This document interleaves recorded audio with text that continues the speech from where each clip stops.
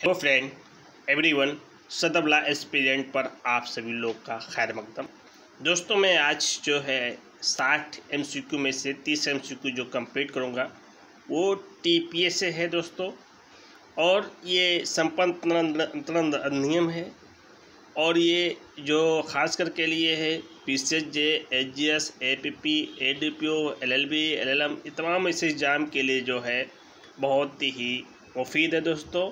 और ख़ासकर जो है जैसे कि फॉर एग्जांपल है UP, HGS, Chhattisgarh, CJ, Uttarakhand, Jharkhand, Bihar judiciary सभी एग्ज़ाम के लिए जो है ये बहुत मुफीद है दोस्तों। मैं आप लोगों से एक ही दरख्वास्त करूँगा कि अभी तक हमारे जो चैनल है ऑनलाइन क्लासेस चैनल सदबला एस्पिरेंट क्लासेस हैं उसे अब तक सब्सक्राइब नहीं किए हैं तो हमारे चैनल को सब्सक्राइब कर लें।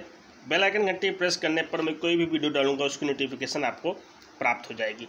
एवरीवन दोस्तों, मैं क्वेश्चन नंबर फर्स्ट पर शुरुआत करता हूँ। क्वेश्चन नंबर फर्स्ट है, अब ये पहला सवाल ये कहता है कि जो है भविष्य की संपत्ति का दान है, क्या है भविष्य की संपत्ति का दान क्या है? वैध है जो है और शून्यकर्णी है कि शून्य है कि शाश्वत शून्य है।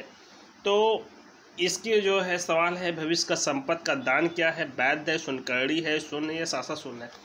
तो इसका सही उत्तर पहले का क्या होगा दोस्तों? तो पहले का सही उत्तर जो है सी है, यानी सी है, शून्य होगा। जो भविष्य में अगर कोई दान देगा वो दान क्या है? वो शून्य है। अब बात करते हैं नेक्स्ट बात है क्वेश्चन नंबर दूसरा है, निम्नलिखित में से संपत्ति अंतरण अधिनियम में से कौन सी धारा पट्टे के अतिधारण के प्रभाव से संबंधित है?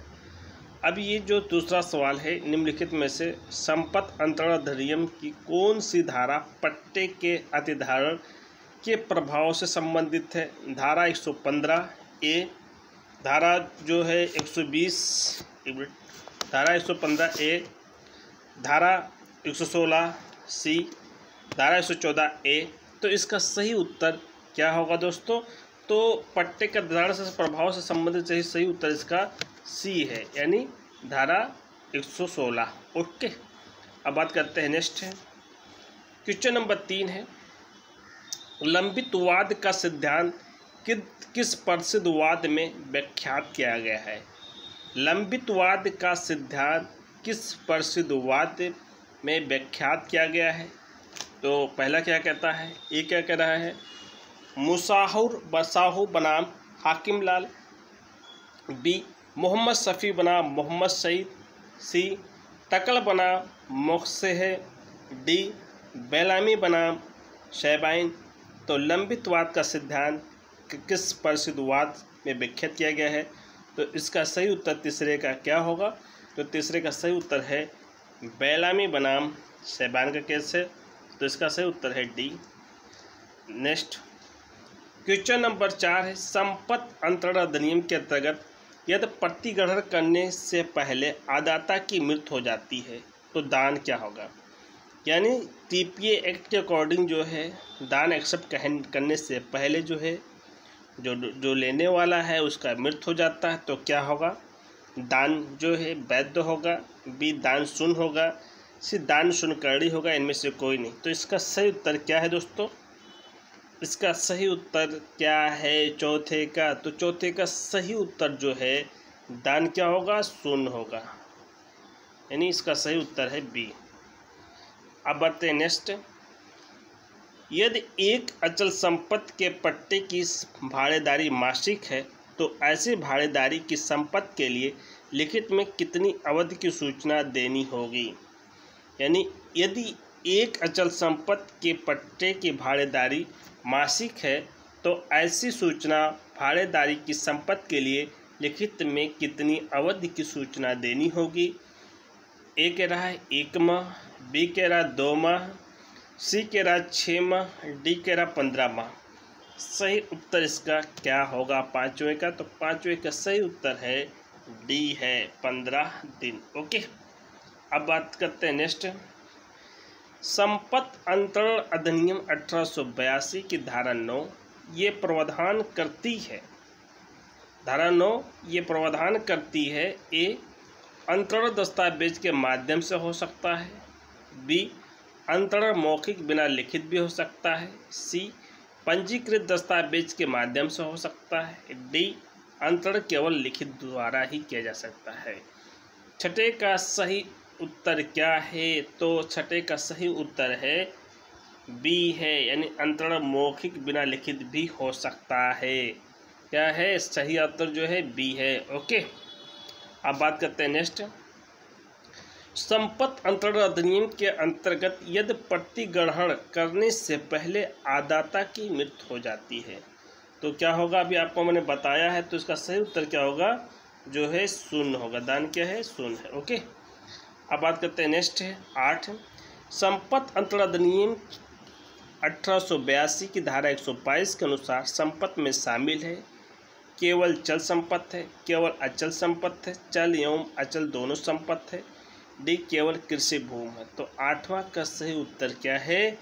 चल और अचल दोनों शामिल हैं, यानी मूवेबल इमूवेबल प्रॉपर्टी दोनों शामिल हैं। तो सही उत्तर इसका सी है। ओके, अब नेक्स्ट 9 है। संपत्ति अंतरण अधिनियम के अंतर्गत निम्न में से कौन सी संपत्ति विधान द्वारा मान्य नहीं है? क्या है? विधान द्वारा मान्य नहीं है परंतु न्यायालय द्वारा अचल संपत्ति मानी गई है।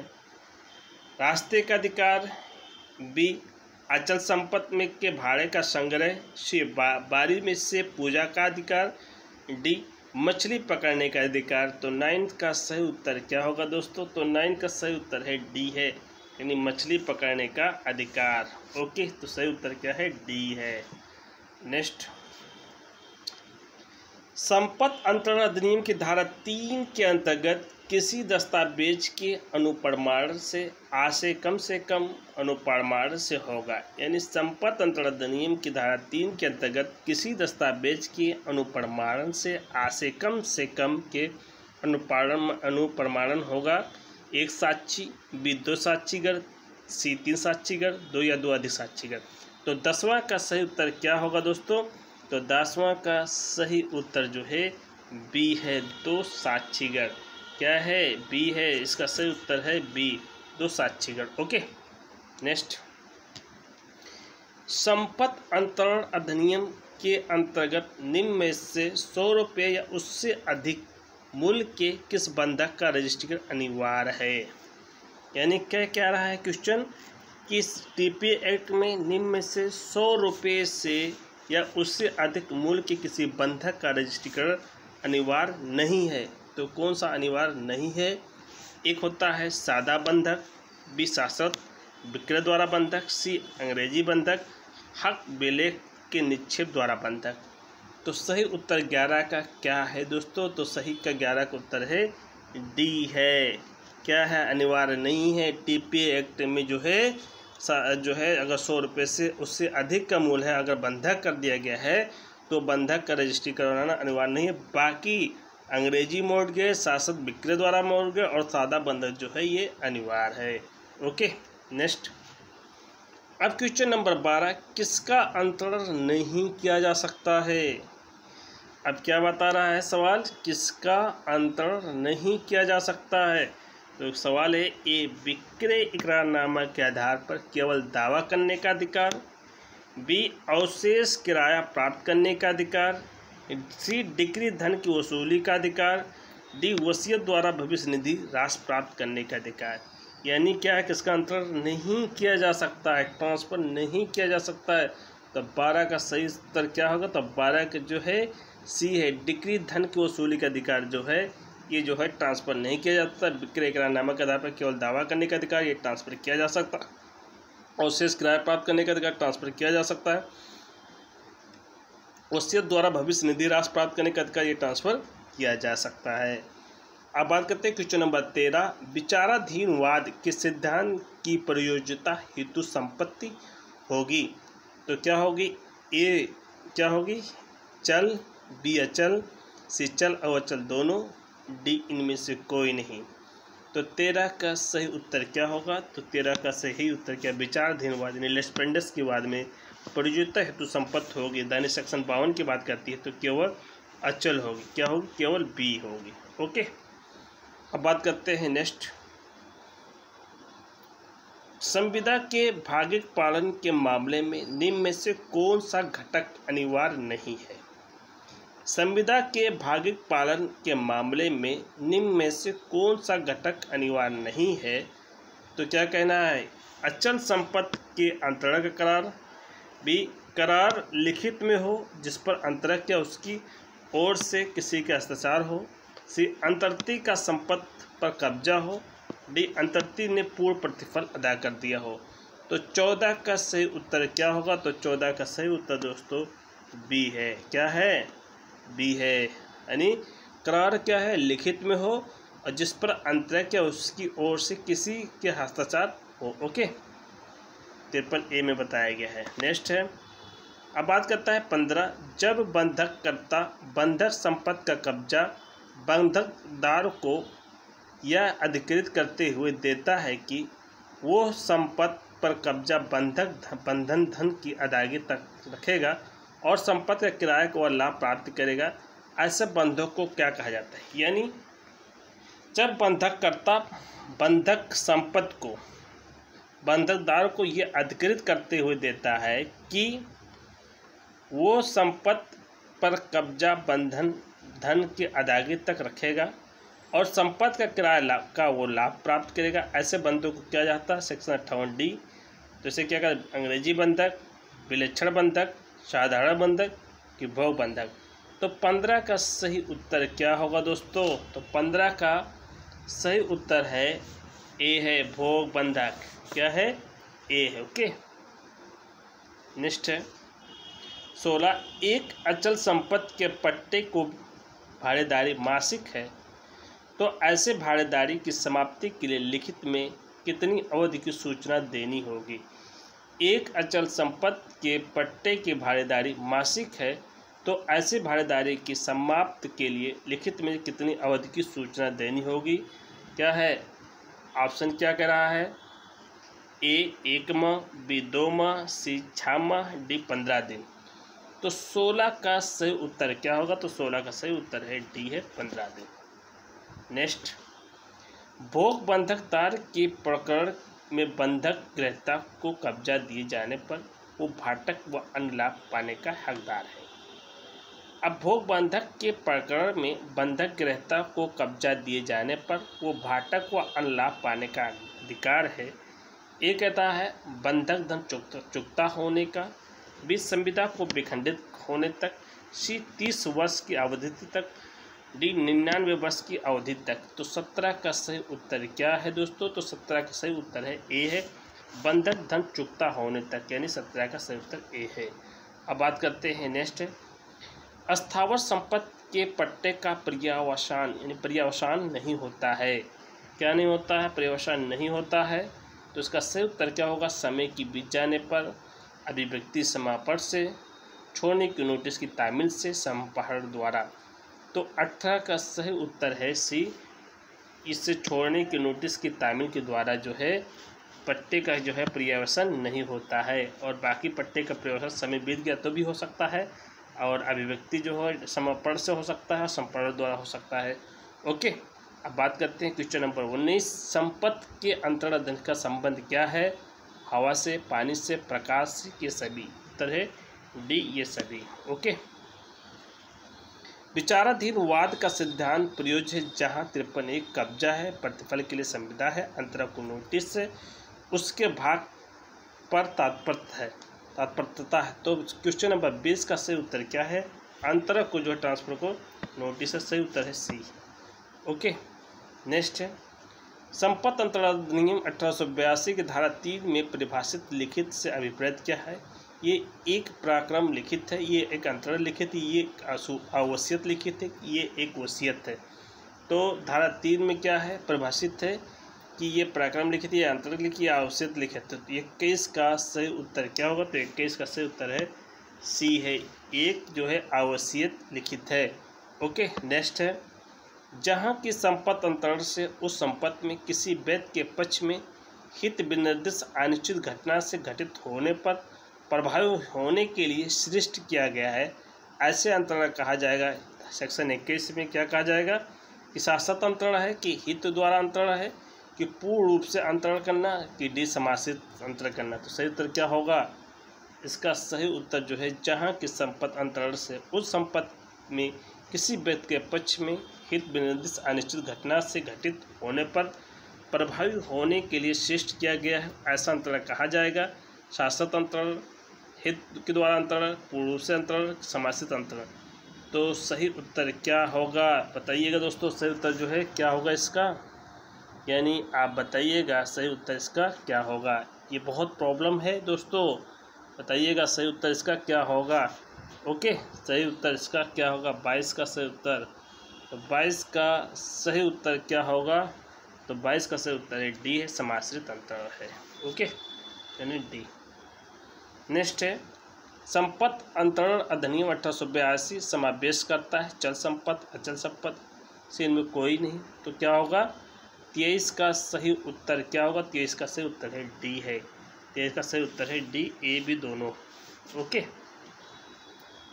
नेक्स्ट है संपत्ति अंतरण अधिनियम 1882 के अंतर्गत किसी तथ्य की किसी व्यक्ति को सूचना है, ये तब कहा जाता है जब सेक्शन 3 क्या है, वो वास्तव में उस तथ्य को जानता हो, भी तथ्य के बारे में उसे ज्ञान हो सकता है।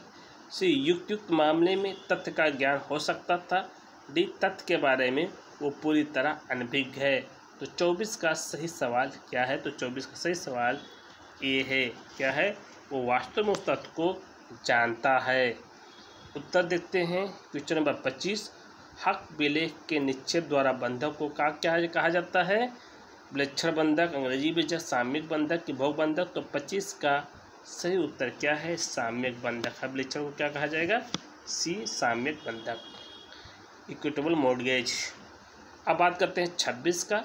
निम्नलिखित में से कौन सा अनुयोज्य दावा नहीं है, क्या है, अनुयोज्य दावा नहीं है और बाकी सब अनुयोज्य दावा है।